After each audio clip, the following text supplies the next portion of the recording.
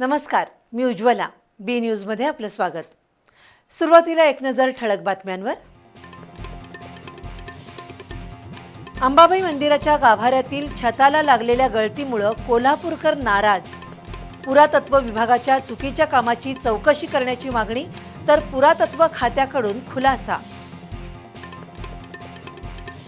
नूतनीकरणानंतर मोठ्या थाटामाटात उद्घाटन झालेल्या CPR मधील ट्रॉमा ICU बंद, तर मेडिसिन आणि TB ICU सुरूच झाले नसल्यानं रुग्णांची गैरसोय.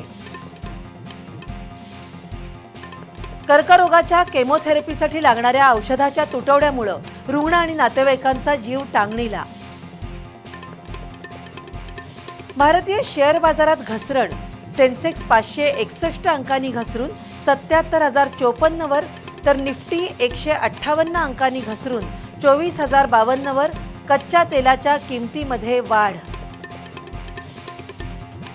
आणि हुंडा संस्कृती आणि मुलगी नको ही मानसिकता म्हणजे समाजातील विदारक चित्र.